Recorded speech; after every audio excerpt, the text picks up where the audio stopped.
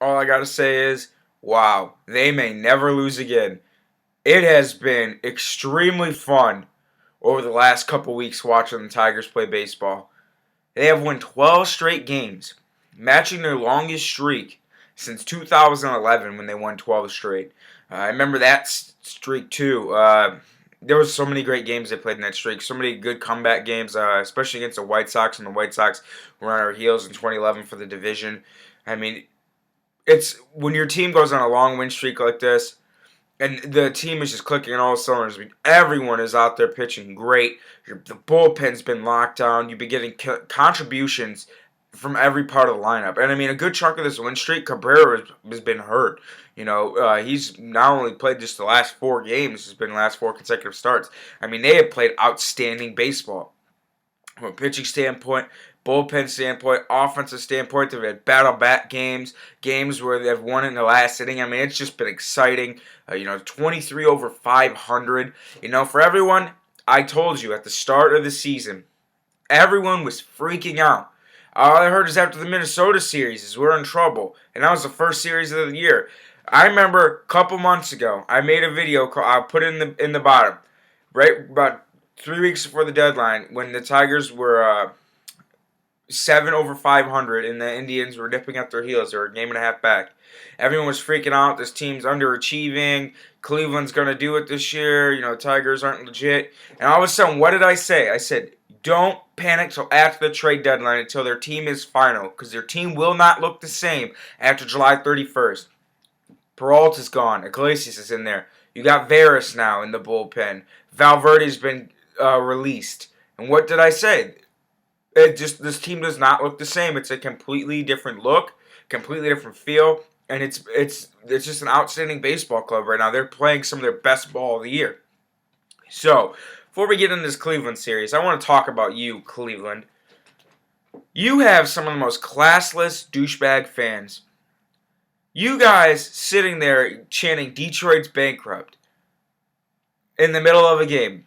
I would chant Detroit's bankrupt too when I'm getting owned as bad by the Tigers as you guys are. You have beaten the Tigers one time all year at Progressive Field. The Tigers have absolutely dominated the season series. So Detroit's not bankrupt. They own Cleveland. And they own them good. And Cleveland people, just in case you don't know this, Cleveland actually filed for bankruptcy in 1978 as well. So way to call the kettle black. Sitting there talking about how they're bankrupt and stuff. And you know something else? Detroit might be bankrupt, but at least they can put 40,000 people in the seats every night at Comerica Park. Cleveland only averages 17,500 people. And that was for a club that it was just 9-1 in their last 10. Coming against the Tigers. The Tigers, they're only down by 3 games to the Tigers. And they couldn't even sell out the stadium when they're up 12 games over 500, going up against a division rival. But they still can't sell out the stadium. There's only 19,000 people there, and I guarantee you a good 10,000 were Tiger fans. You could hear Let's Go Tiger chants ringing throughout that entire stadium because the little amount of Indians fans and how awful their fan base is not coming out to support this team, even when they're in a spot to win a wild card to be in the playoffs. When this series started, if the season ended, when this series started, both the Tigers and Indians would have been in the playoffs. Yet, they still can't sell out their stadium. Yet, they still can't crack 20,000. But Detroit, a bankrupt city, they averaged 42,000 people on their last homestand and sold out every single game, and they're 7th in attendance in baseball this year. Overall, Cleveland is 18th. So, talk about that, your bankrupt city. At least this bankrupt city can support its team, and they can put a quality team on the field, Cleveland. What's the last time you've done anything since 2008? This is your first winning season since, 2011?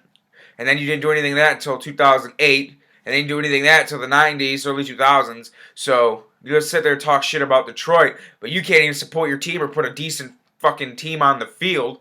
So, like I said, Detroit might be bankrupt, but they sure as hell own Cleveland. That's all I got to say. That was a classless prick move by Cleveland. But you know something? Let them be pricks like that, because they got shit-wrecked. Shit-wrecked by the Tigers this series. Tigers coming in, and game 1, what an absolute gem of a game. So Tigers are down going into the 9th.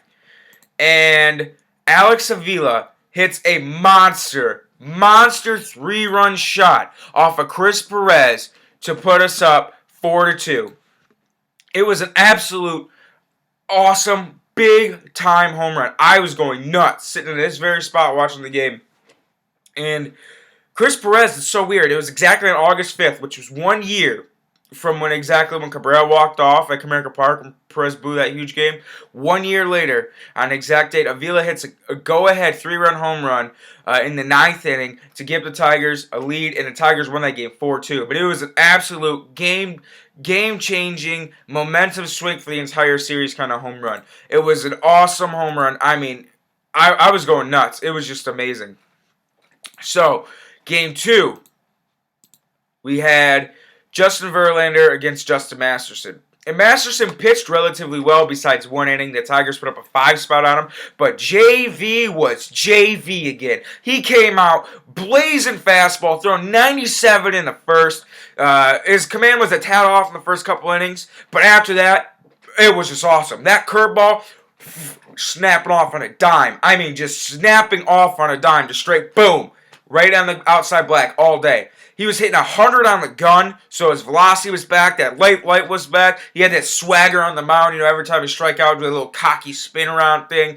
I mean, his changeup was outstanding. The slider was a bit but that changeup curve and fastball, he was just snapping that curve off on a dime. His fastball had great velocity. I mean, he was JV of old. It was an outstanding game, his best start of the year. 8 quality innings, only gave up 1 run, 4 hits, no walks. It was Verlander of vintage, and it was a great game. It was the best I saw Verlander all year. He looked like the Cy Young Verlander of 2011 and last year when he came in second in the Cy Young. I mean, he was awesome. The velo was back on his fastball, that curve. Oh my God, it was awesome to watch. It was a pleasure to watch because it's been something we haven't saw in a long time. And then Douglas Fister wins another close game, 2-1. Pitches pretty damn good. Tigers just eke out enough offense to what am I talking about? Freaking Game 3. Jeremy Bonderman actually gets this game. And Tigers, Anibal Sanchez started for this. He pitched really well.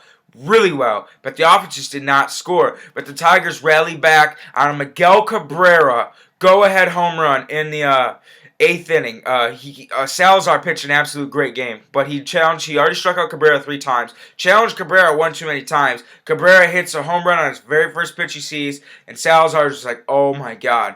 Because he was sitting there, he thought he was just going to pump fastballs by Miggy all night. He struck him out 3 times. When Miggy came up that 4th time, he was sitting dead right on the fastball and hit it 454 feet to the opposite field. It was a nuts shot, and Salazar couldn't believe it. But Drew Smyly had one of his first blunders of the year. The Indians ended up scoring the tying run, and the game ended up going 14 innings. And Bonderman came out and pitched outstanding relief. I mean, if he could pitch like this, he is gonna be a super effective longman / 7th inning, 6th inning guy. I mean, his slider was really good, and he was throwing 93, 94, and I think he's even throwing a 2-seam fastball or like kind of a sinker because he was throwing a pitch. It was 89-90. I couldn't tell if it was a 2-seamer or it's not too much of a mile per hour differential to be a changeup. So I couldn't tell what it was, but I know he was throwing a slider that was about 84, 83, good depth. And his fastball looked good too, about 94 consistently, 93, 94 was sitting at consistently.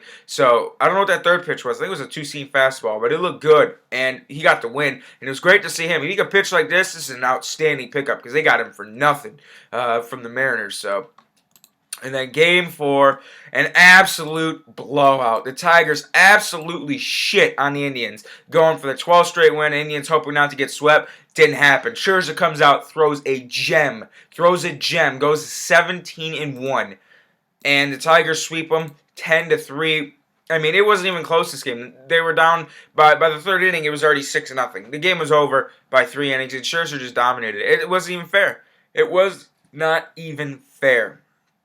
Max Scherzer, he recorded his 1000th strikeout last night, and it was just a great effort by him. 17-1.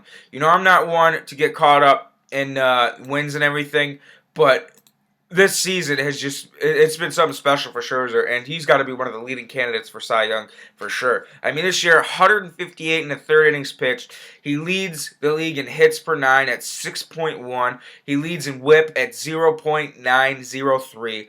He's got a 9.9 K9. He's only walking 2 hitters per nine. He's averaging 5 strikeouts to every walk. I mean, he's got a 2.84 ERA. The wins are, on the back burner for me, but you got to tip your cap and go, wow, this guy's having an outstanding season.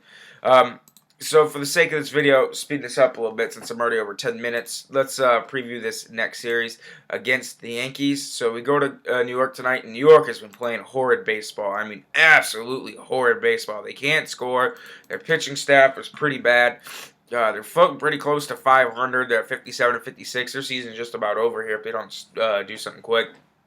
Ricky P is going up against Ivan Nova, who's actually been pretty goddamn good over this year. And then Anibal Sanchez goes up against Phil Hughes, who sucks.